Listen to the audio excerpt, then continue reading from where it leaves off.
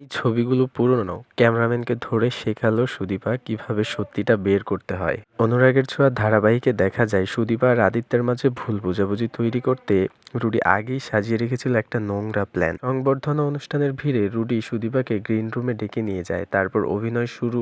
সুদীপার চোখে নাকি কিছু লেগেছে আর সেটা পরিষ্কার করতে এগিয়ে যায় রিতম। সুদীপা বুঝতেই পারে না কি হচ্ছে, কিন্তু রিতম যখন চোখের ময়লা মুছতে যায় ঠিক তখনই একটা কোণে লুকিয়ে থাকা ক্যামেরাম্যান গোপনে ছবি তুলে নেয়। ছবিগুলো এমনভাবে তোলা যেন ওরা দুজন খুব কাছাকাছি, কোনো সম্পর্কের মতো।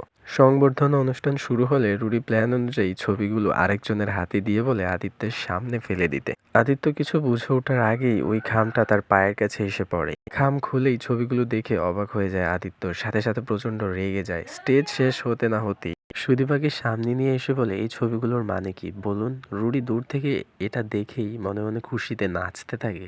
হয়ে গেছে, আগুন লেগে গেছে।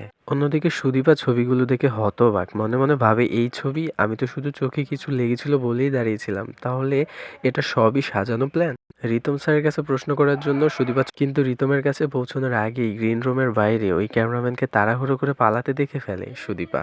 সঙ্গে সঙ্গে সুদীপা ধরে ফেলে তাকে, ধোলাই দিয়ে জিজ্ঞাসা করে, সত্যিটা বল, কে তোকে বলেছিল ছবি তুলতে? বল, না হলে পুলিশে দেব। ধোলাইয়ের ভয়ে লোকটা সব স্বীকার করে ফেলে। আদিত্যের সামনে কাকুতি মিনতি করে বলে, স্যার আমি কিছু করিনি, শুধু ছবি তুলেছি কয়েকটা, আমাকে তুলতে বলা হয়েছিল। ঠিক তখনই ওই জায়গায় এসে দাঁড়ায় রুডি, কিন্তু রুডির মুখ দেখে ক্যামেরাম্যান আর লুকাতে পারে না, সরাসরি বলে ফেলে, ম্যাডাম, রুডি আমাকে বলেছিল, আমি শুধু ওর কথা মতো কাজ করেছি। এতেই সব ফাঁস হয়ে যায়।